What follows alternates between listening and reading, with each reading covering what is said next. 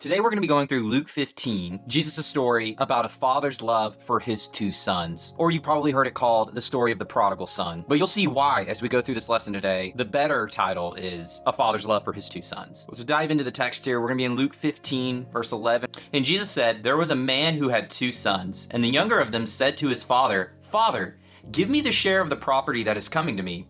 And he divided his property between them. Not many days later, the younger son gathered all he had and took a journey into a far country, and there he squandered his property in reckless living. And when he had spent everything, a severe famine arose in that country, and he began to be in need. So he went and hired himself out to one of the citizens of that country, who sent him into his fields to feed pigs. And he was longing to be fed with the pods that the pigs ate, and no one gave him anything. But when he came to himself, he said, 'How many of my father's hired servants have more than enough bread, but I perish here with hunger? I will arise and go to my father, and I will say to him, Father, I have sinned against heaven and before you. I am no longer worthy to be called your son. Treat me as one of your hired servants.'" In this parable, we see right away the level of disrespect this son is having towards his father. He's saying, "Dad, I wish you were dead." That is what it means in that culture, to ask for your inheritance before the person is dead. Very similar to our own culture. It'd be very disrespectful to ask your parents for what's coming to them, but even more so in the Jewish culture. And not only does he not want what his father would have for him, he wants wealth. See, in the time, a father for his children would be making an inheritance. An inheritance would be property, it would be a job, it would be servants to rule over, it would be to have a life, a job, an occupation, a family. Here the son says, "I don't want what you would have for me. All I want is money to spend on my own pleasures." This would have been a great taxing thing for this father to accommodate. It would have required him to sell his belongings and to change his way of life to appease this rebellious son. Under the Jewish law, this would have been punishable by stoning. But the father doesn't do that. Instead, he grants his request, already displaying his mercy, because this son has broken the commandment to honor your mother and father. And in the son's short-sightedness, he loses everything. So much so, he has to hire himself out as a servant to feed unclean animals. This Jewish man, who isn't even supposed to be around pigs, was now feeding them. This shows the son has hit rock bottom. He can't get lower than this. He's even contemplating eating pig food, the husks of crops that are inedible for humans to consume, and yet he is so hungry, he is so low, he's considering eating this for food. And at the time of this son's lowest moment, he thinks back to the characteristics of his father, a merciful man who even treated his servants well. And with repentance in his heart, meaning that in his mind he was starting to change his thoughts and what he's doing, he thinks, maybe my father will take me back if I go back to him. What a testimony of the father's character. The younger son's not afraid to go back because he deserves to be stoned, but rather maybe his father will have compassion. This younger son has nothing left. He has no other options. And finally, at this moment of his lowest, he's thinking of repenting. By the way, this younger son represents all of us when we're lost in our sin, getting taken advantage of by the world, spending every dollar we have for ourselves in sensuality, including our God-given talents. But thank God he was waiting for us, just like this father. Let's keep reading in the story. "And he arose and came to his father. But while he was still a long way off, his father saw him and felt compassion and ran and embraced him and kissed him." This father's love is awesome here. His father saw his son returning and knew what it meant. It meant his son was finally coming home. And the father took this action as the bare minimum for restoration, and it just runs to his son. And running in that culture was a big no-no. That was seen as a child's plaything. A man of distinguished honor did not lift his robe up to show his legs. Showing the legs was taboo. And yet, because of the overwhelming love for his son, he takes off and greets him. He cares more about embracing his lost son than how he's going to look to everybody else.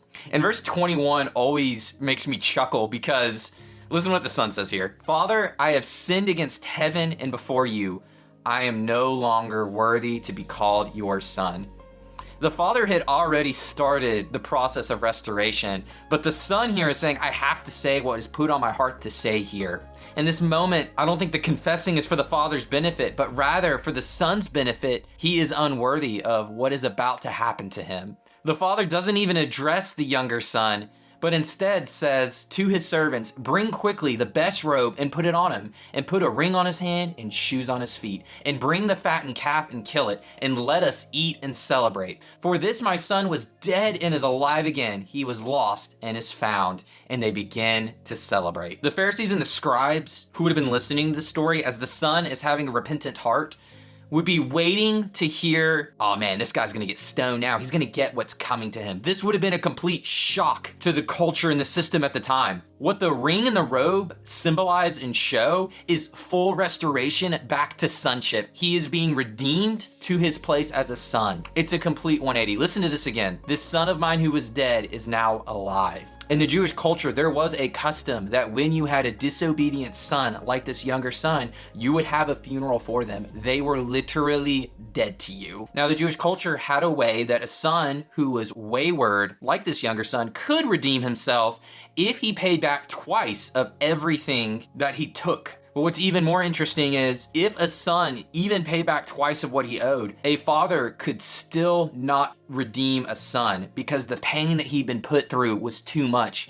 And it was seen as okay and understandable that a father would not take back a son who had done such egregious damages to him. But here the father breaks away from tradition. Not only does he choose to redeem the son, he does it while the son is empty-handed. It was a pure reflection to the father's unconditional love. The father gives the free gift of forgiveness. I mean, it really is a picture of the gospel. And the story doesn't end here. Now we see the older son and his response to everything going on. This is picking up in Luke 15:25. Now his older son was in the field, and as he came and drew near to the house, he heard music and dancing. And he called one of the servants and asked what these things meant.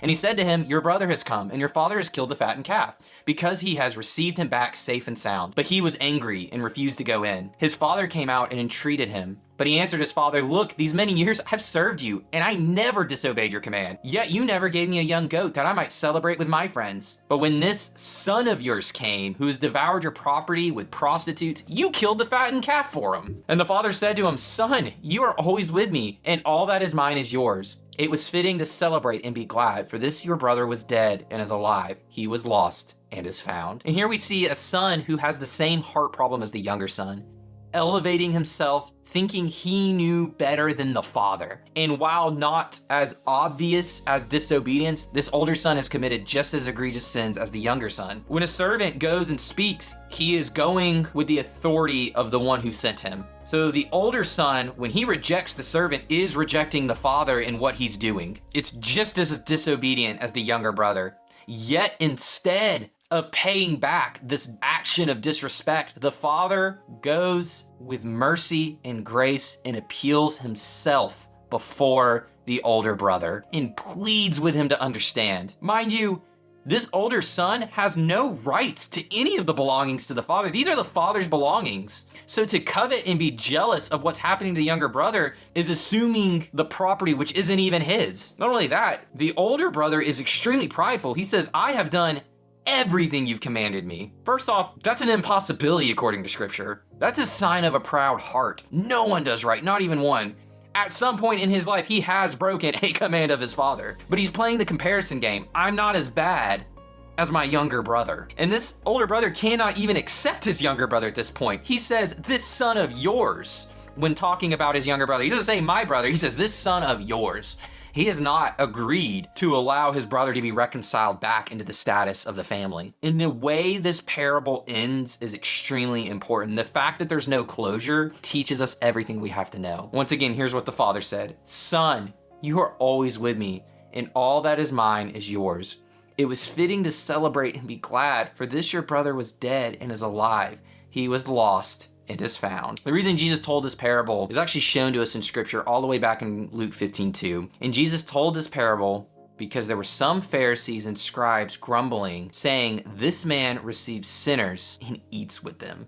The story is not about a fictional brother and whether or not he will repent. Jesus is pointing the finger and looking at the Pharisees and the scribes, the Jewish elite, who have lost the purpose for why God chose them. It wasn't to be the elite and spiritually superior. It was to demonstrate a holy God to the world.